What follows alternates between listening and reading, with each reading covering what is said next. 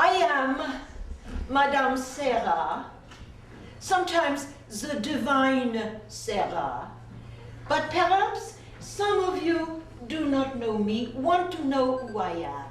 Yes? Yes, I will tell you, but not in my own words. I think I will quote the art connoisseur, the great connoisseur of France, Edmond Goncourt. This is what he had to say about me. For over 50 years, she was the most famous and notorious woman in France. Her genius as an actress was that she could play all parts, and transform them. The brilliance of her dramatic technique was unequaled. She played all the great roles, from Shakespeare to Dumas, with ferocious passion that left her audience always yearning for more. So perhaps that answers your question about who I am. Now, how do I happen to be in Long Beach? It is 1917. It is my farewell tour of America. And I am recovering from surgery before I resume my tour in the fall. It is only 2 years since my leg is removed. I am resting here as well. I am now 73 years old. I must act, of course, but I must rest. How did it happen, my leg? Are you interested? Yes. It's a very interesting, tragic story. Do you know the play Tosca? You know the opera Tosca? We do the play before Puccini, long before Puccini. In the play, as you know, everybody dies. And at the end, Tosca jumps from the parapet to her death. I played this many times. Always, when I jump, is a mattress below. This night, I jump, there is no mattress. I land on my leg. It's terrible. For weeks we tried to fix, it's shattered. The knee is gone. We try. Finally, the pain is so intense, I say, take it off. And the leg is removed. Now, how did it happen? Many stories. I believe it was a jealous rival who moves the mattress. So I am in this situation.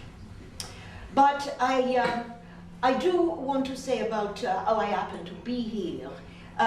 Mr. William Reynolds invited me to come to stay at this beautiful Nassau hotel. I believe he's a big developer here. Maybe he owns the Nassau Hotel, and he's very, very interested in the theater, in show business. He asked me to come. So that is why I am here in Long Beach. Now, you want to know how Isadora and I met. We had never met before. We were in the same place. We knew about each other, of course, but we never met. The photographer, great, wonderful photographer, Arnold Gente, arranged for us to meet, and we meet on the boardwalk here in Long Beach. I am in my chair. She is wearing a tunic. I ask her, I see her for the first time, I ask her to sit with me.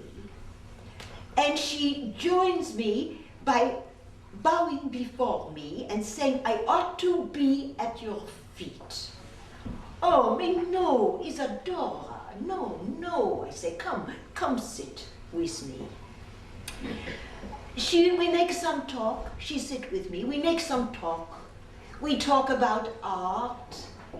We have many differences about our approach to what we do. I am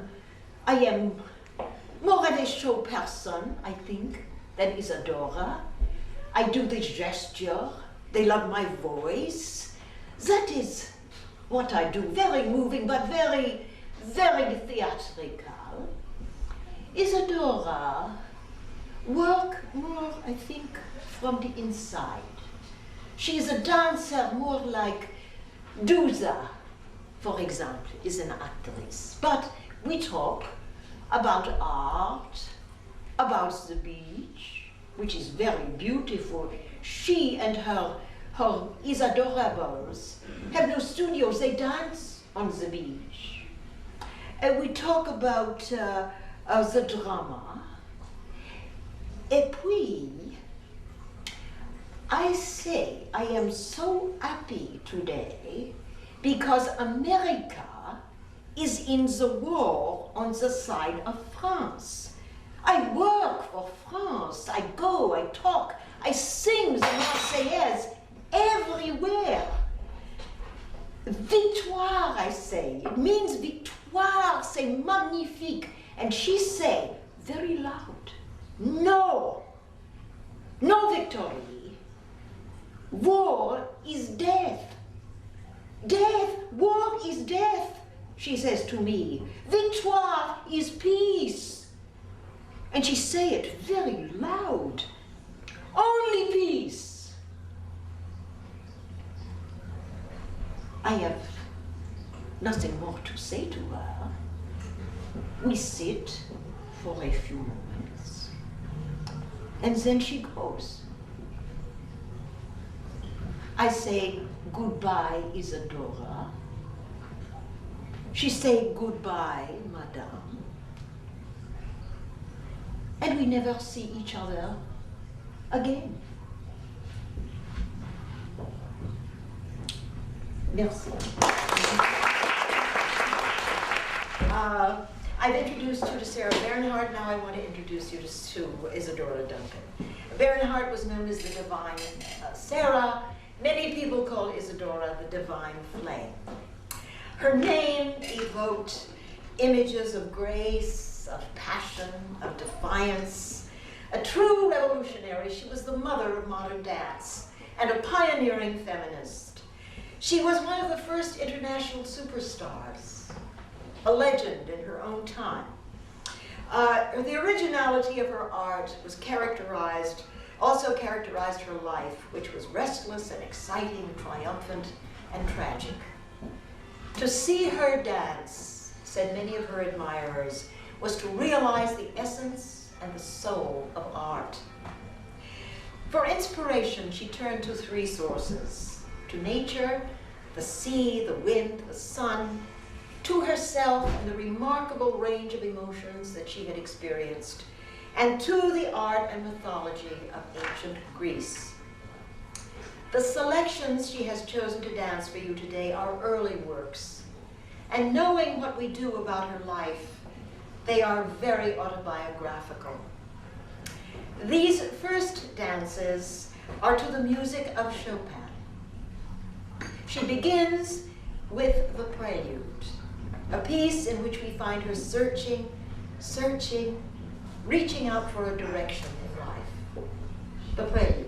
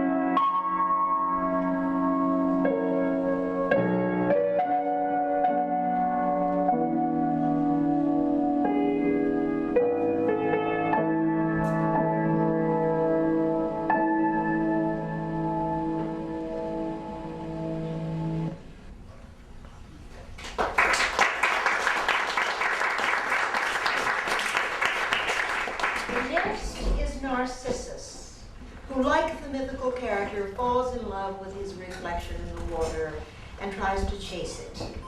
It also tells us of Echo, who loved Narcissus but was unable to catch him.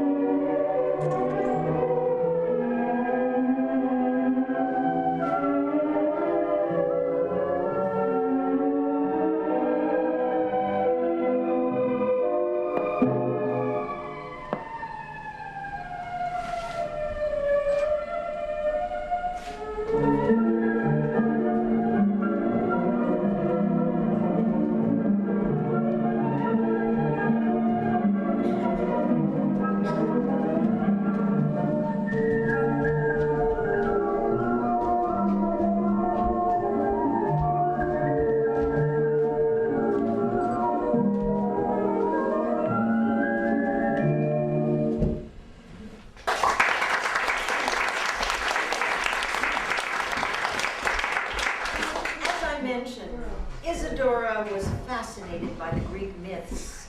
Narcissus was early in her career, but the gods and goddesses and the stories from Homer and the Greek tragedies were all subjects for her major dance pieces. She was inspired by the beautiful classical Greek sculptures and by the beautiful paintings by the great Renaissance artists. She said the teaching of sculpture and dance ought to go hand in hand. Think about that as you watch these next pieces. Next is Orientale. It reveals her fascination with the exotic and the awakening of her own power.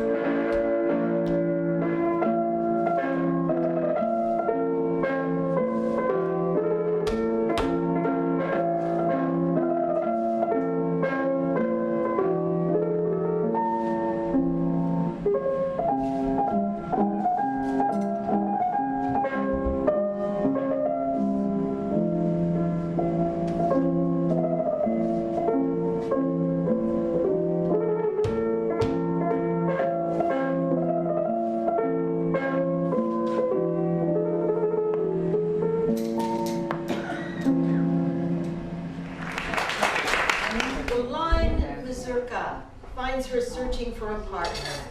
This one or that one? Which will it be?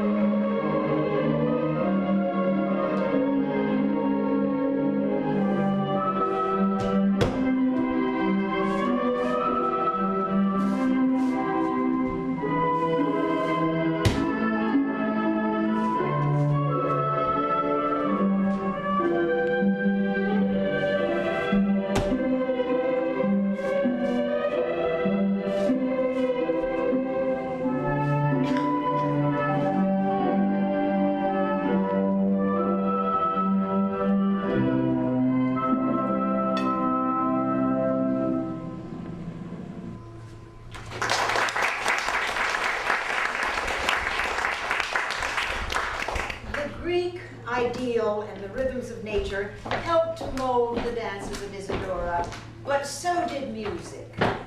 She not only sought out great music worthy of supporting her concept of dance, but she was inspired by the music as well. And Chopin seemed ideal for these early pieces. And next, you're going to see the butterfly as it flutters in its search, loving each minute, living all of life in the moment. It's interesting, while Madame Duncan is preparing, that many people who saw her dance and musicians often commented that it was more than just using the music. She was almost one with the music. That was the depth of her ability and her understanding to work with music. And next, as I said, you're going to see the butterfly.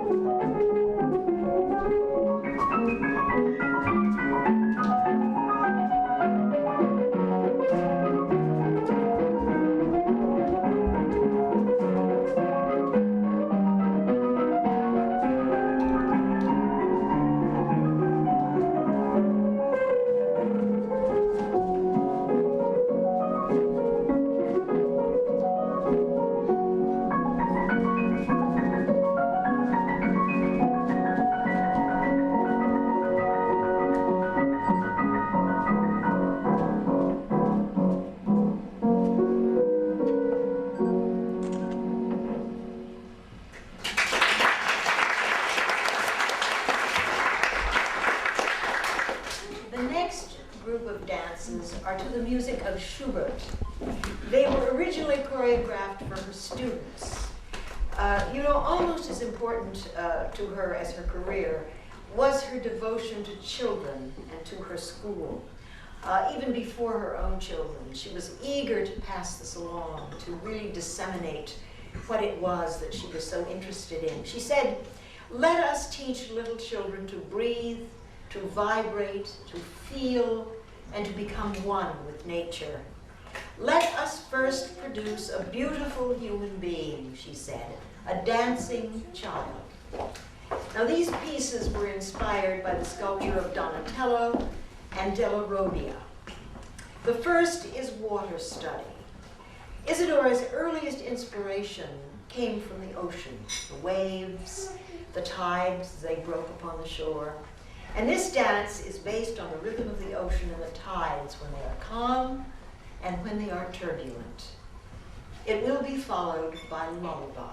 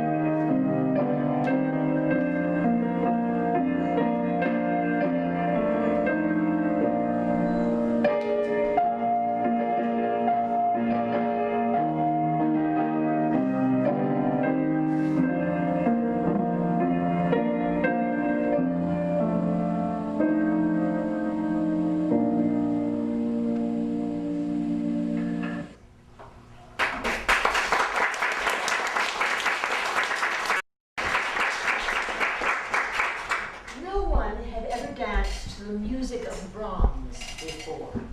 But Isadora heard his Opus 39 and was inspired to create a series of dances. They later became known as the Many Faces of Love. And they do show us the many aspects of love. And she's going to do the Seagull for you first. It's a study of loneliness, the loss of a partner, carrying on its journey alone.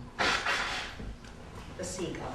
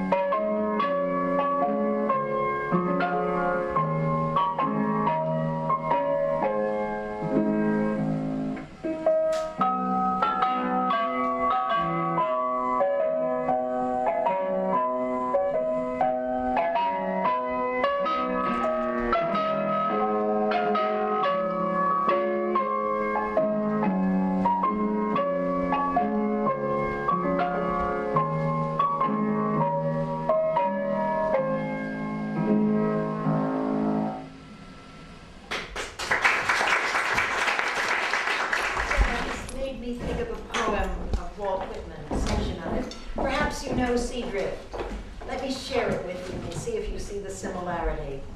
Once, Pomenac, when the lilac scent was in the air and the fifth-month grass was growing, up this seashore in some briars, 2 feathered guests from Alabama, 2 together, and their nest, and 4 light green eggs spotted with brown.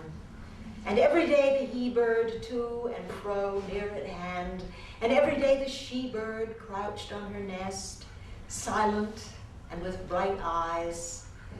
And every day I, a curious boy, never too close, never disturbing them, cautiously peering, absorbing, translating. Shine, shine, shine, pour down your warmth, great sun, while we bask, we 2 together. Till of a sudden, maybe killed, unknown to her mate, one forenoon the she-bird crouched not on the nest, nor ever appeared again. And thenceforward all summer the sound of the sea, and the night under the full of the moon in calmer weather, over the hoarse surging of the sea, or flitting from briar to briar by day, I saw, I heard, at the intervals, the remaining one, the he-bird, the solitary guest from Alabama. He called on his mate, he poured forth his meanings, all of which I know.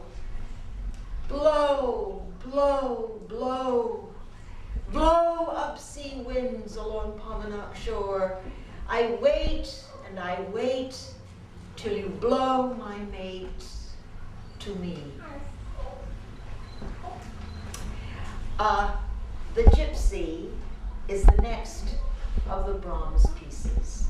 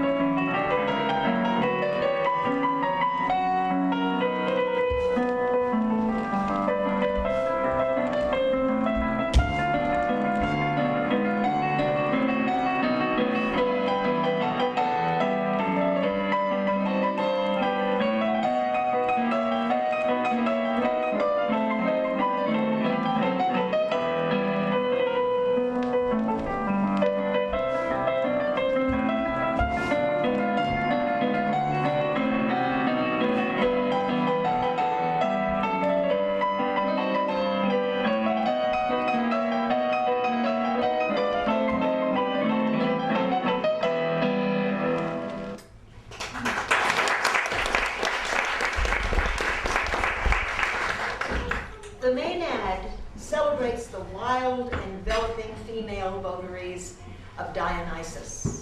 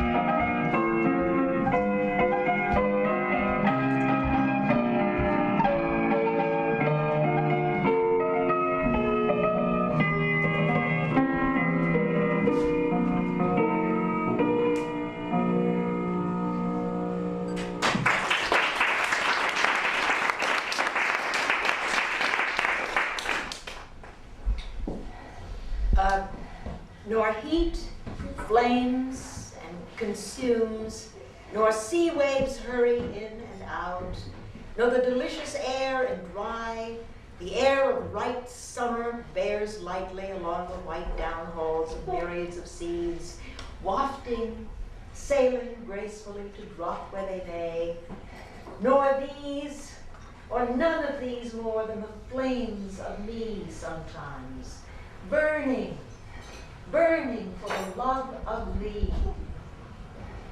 Flames of the heart, the next dance you're going to see, shows us the face of passion and abandon.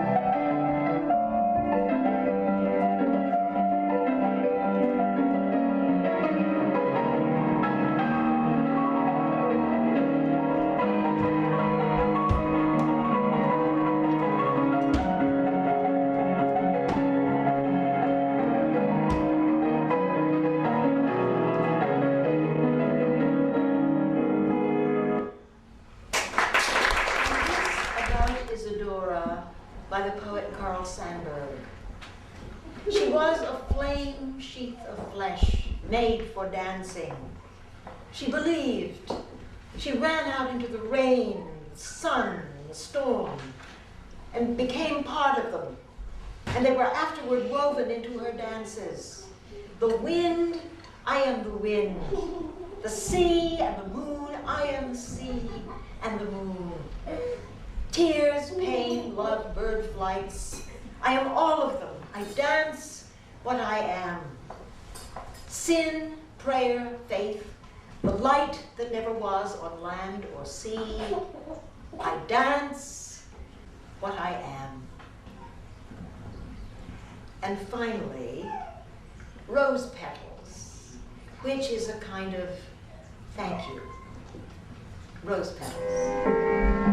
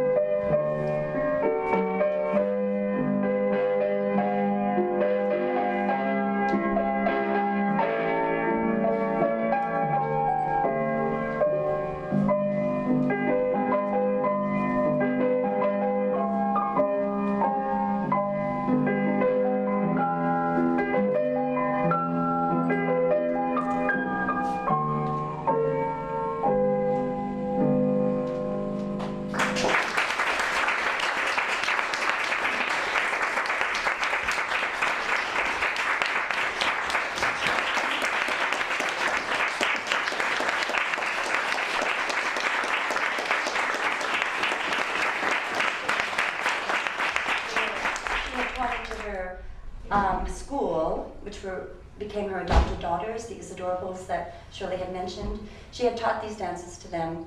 Anna Duncan, Irma Duncan, Maria Teresa, maybe some of you are familiar with those names. In fact, I used to live in Far Rockaway, and Anna Duncan would come to Rockaway and taught us, when I was a young child. She would teach us the children's dances. In fact, it was in the basement of my home that she would teach us, myself and two sisters, and 2 other girls. So I did, in fact, even have some of her teaching the works to us.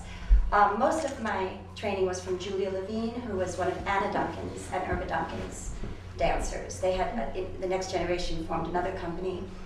So the Isadorables had their own company.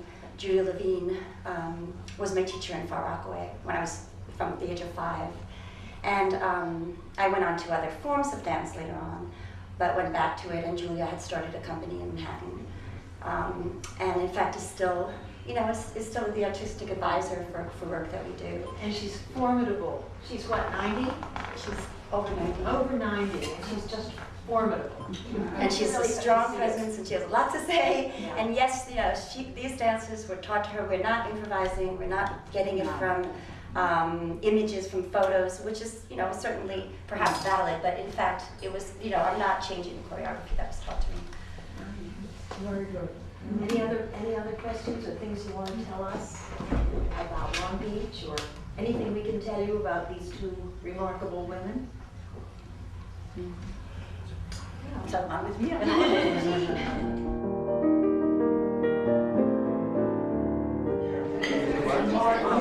I'll go get my